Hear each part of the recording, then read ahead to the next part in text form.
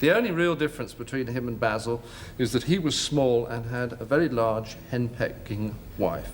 So I didn't have any problems with saying what I didn't think was funny.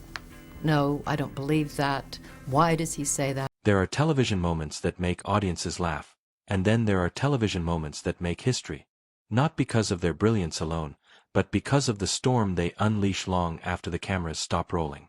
Fawlty Towers, the beloved British sitcom that ran for a mere 12 episodes across 2 series, managed to do both simultaneously. It was a show built entirely on discomfort, on the exquisite agony of watching a deeply flawed man destroy himself in slow motion while remaining utterly convinced he was doing everything right. For most of its run, that discomfort was purely comic. But one episode crossed a threshold that the show never quite recovered from, and the ripples from that crossing are still being felt today, decades after the credits last rolled. To understand why that moment landed the way it did, you have to understand what Fawlty Towers actually was, where it came from, and why it mattered so deeply to the people who loved it. This is not simply a story about a controversial scene. It is a story about satire, about the limits of comedy, about cultural memory, and about what happens when a joke aimed carefully in one direction gets received by people standing somewhere else entirely. It is a story that begins not in a television studio, but in a small seaside hotel in Devon, with a man so spectacularly wrong for his chosen profession that a comedian watching him could not help but reach for a notebook. In 1970, the Monty Python team traveled to Torquay to film location sequences for their groundbreaking sketch series. They needed accommodation, and they found it at the Gleneagles Hotel, managed by a man named Donald Sinclair. What they encountered there defied ordinary description. Sinclair was not merely a difficult host. He was a category of human behavior that most people never encounter in such concentrated form, a man who treated every guest as a personal inconvenience and every request as a potential insult. Eric Idle left a briefcase briefly unattended in the lobby, and Sinclair, apparently convinced it contained a bomb, hurled it over the garden wall without warning or apology.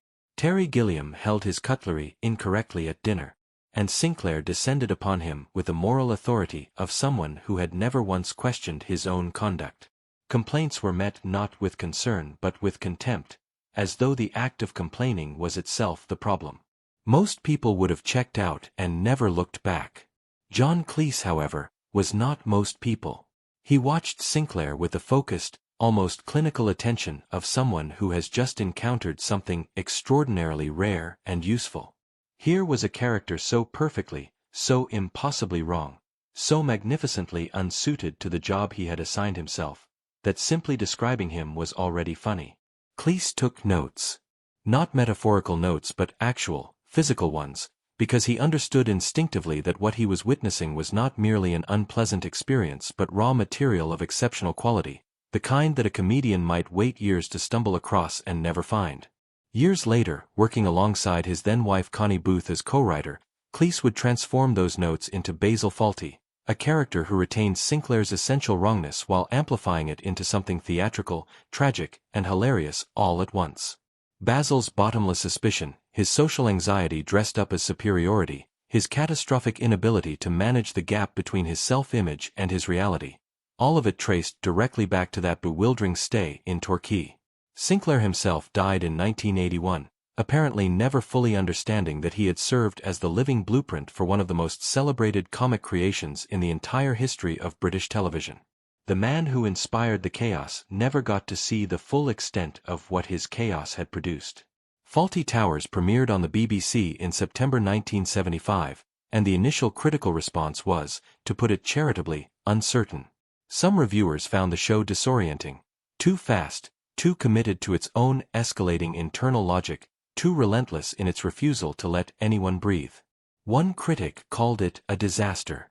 The critics, as would quickly become apparent, were watching it wrong. Audiences understood immediately what the show was doing and why it worked.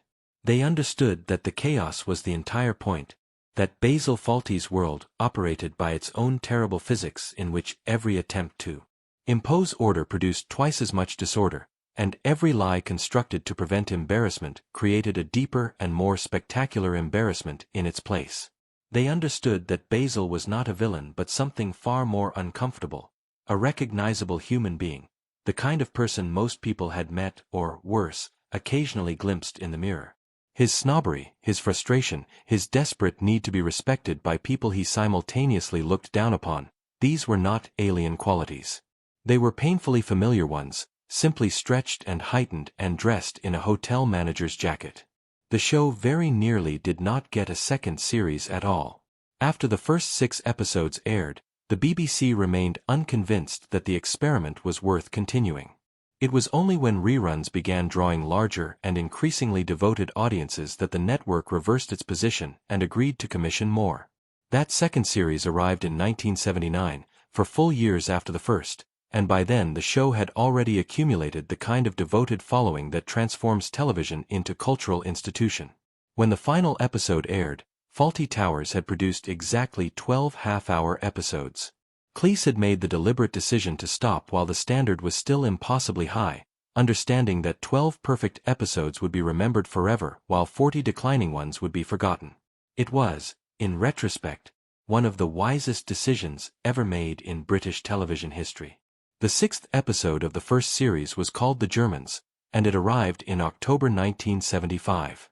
From its very first moments, it was operating at a different frequency from anything the show had attempted before. Basil Fawlty, already a walking catastrophe under ordinary circumstances, was dealing with the aftermath of a head injury. A mounted moose head had fallen from a wall and knocked him sideways, and he was spending the episode navigating his professional duties in a state of mild but consequential concussion. This detail matters enormously, because the concussion served as both a plot mechanism and a kind of theatrical permission slip.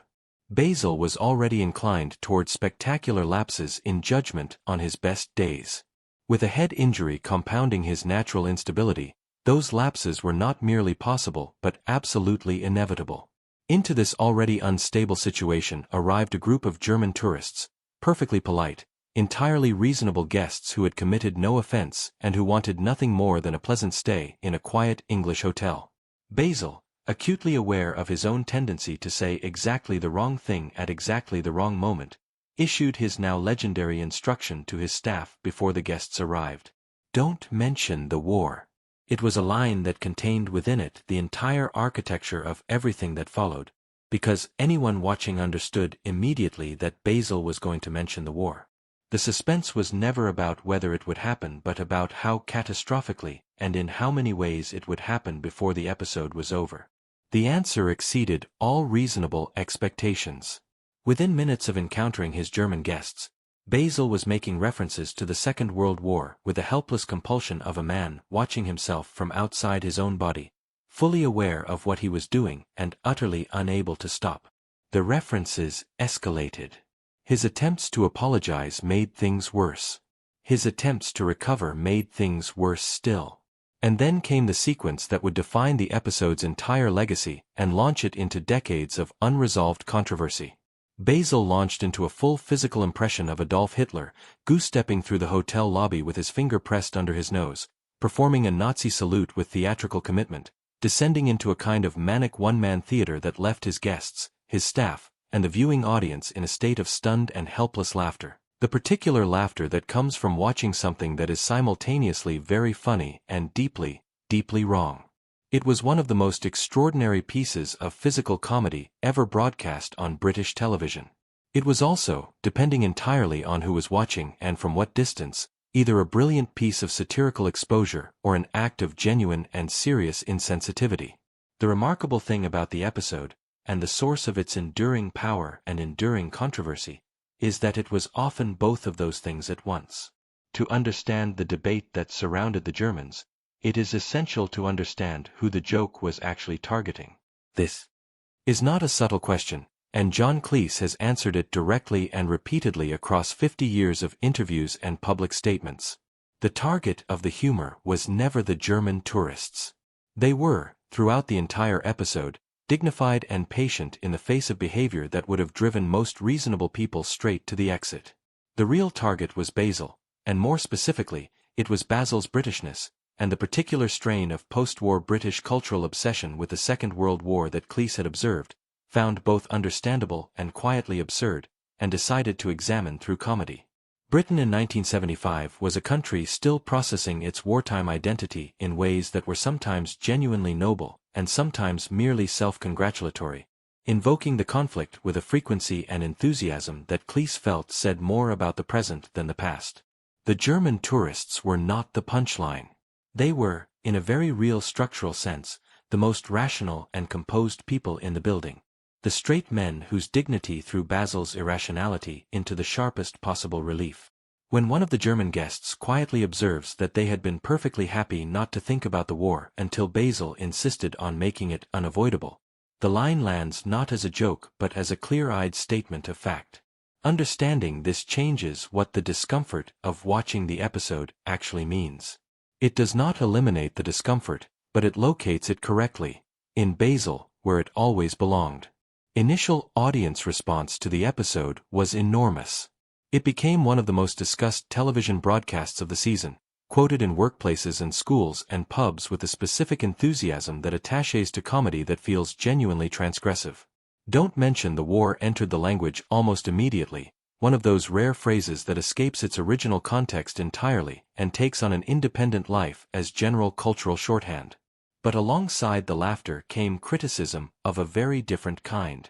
Letters arrived at the BBC arguing that the episode had made light of genuine historical suffering, that the physical impression of Hitler was inappropriate regardless of the satirical intent behind it, and that certain subjects and certain historical figures should remain beyond the reach of comedy no matter how skilled the comedian.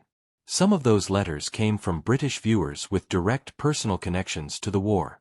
Others came from people who simply felt that the line between satire and offense had been crossed, and that the sophistication of the intent did not excuse the bluntness of the execution. The BBC faced a genuine institutional dilemma. Fawlty Towers was by this point both a critical success and a popular one, and withdrawing the episode permanently would have raised its own serious questions about editorial interference and creative freedom. But the volume and the seriousness of the complaints could not simply be dismissed. Internal discussions about the episode's future were, by several accounts, extended and heated. In the end, the episode was not permanently withdrawn, but the controversy attached to it never dissipated, and it followed the show like a shadow for the rest of its existence and long beyond. Decades later, the question resurfaced with renewed urgency and a changed cultural context. As streaming platforms began acquiring the rights to classic British television, they found themselves navigating landscapes their predecessors had never had to map, making editorial decisions about historical content in real time. Several platforms that added Fawlty Towers to their catalogs faced immediate and difficult questions about the Germans. Some removed it entirely. Others kept it, but added content warnings. Others took the most contested approach of all, editing the episode itself, removing or shortening specific sequences in an attempt to preserve the comedy while eliminating what they had identified as the most potentially harmful material. This last approach drew the most furious response, both from longtime fans of the show and from Cleese himself, who entered the debate with characteristic force and directness. Cleese argued publicly that editing the episode was a form of censorship rooted in a fundamental misreading of what the work was doing. He pointed out that the people making these decisions were, in a painful irony, committing the same intellectual error that Basil Fawlty embodied, reacting to the surface of something without understanding its meaning, seeing the Hitler impression and concluding that it was celebratory rather than grotesque, hearing the war references and failing to notice that the person making them was being systematically destroyed by his own behavior. He argued that satire which has been made comfortable is no longer satire, that the discomfort of watching the Germans was not a flaw in the episode but its central achievement, and that removing that discomfort in the name of modern sensitivity was precisely the wrong response to precisely the right kind of comedy. The response in Germany itself was, perhaps predictably, more complicated than the British debate tended to acknowledge. Some German viewers appreciated the episode for exactly the reason Cleese intended. They recognized in Basil's obsession a portrait of British attitudes toward Germany in the post-war decades, attitudes that had real and lasting consequences, and they found the comedy pointed in a direction that felt honest rather than cruel. Others found it genuinely painful. For viewers with family histories directly connected to the war, with relatives who had lived through it, suffered in it, or died because of it, the comic treatment of that history felt insufficient to the weight of what it was referencing. Both responses were legitimate. The episode generated both because it was operating at a level of cultural complexity that comedy does not always survive with its intentions intact. What the Germans ultimately became was something beyond a single controversial episode of a beloved sitcom. It became one of the most productive and persistent case studies in the ongoing conversation about what comedy is actually for, what it can achieve, what it cannot do, and who has the authority to decide when a joke has moved from illuminating to damaging. Fawlty Towers was never a comfortable show, and that was always its greatest achievement. It found comedy in class anxiety, in marital failure, in professional incompetence, in the precise and painful gap between how people see themselves and how they actually are. The Germans found comedy in collective historical memory and national identity, subjects so much larger and more charged than a hotel lobby that the risk involved was extraordinary. The fact that the episode still holds its place among the finest pieces of British television ever made, even among viewers who find significant portions of it genuinely uncomfortable, is a testament to how precisely it was constructed and how clearly it understood what it was trying to do. The joke was aimed with care. It landed with force. And the conversation it started has proven more durable than almost anyone anticipated. Whether you watch the Germans and laugh, or watch it and wince, or find yourself doing both at the same time and unable to separate them, you are experiencing exactly what Cleese and Booth intended: the specific and irreducible discomfort of being shown something true about human behavior in the most unsparing way that comedy allows. Fawlty Towers never once played it safe. It understood, at its core, that safety was the enemy of honesty. And in choosing honesty every single time, it made something that 50 years of television have not yet managed to equal.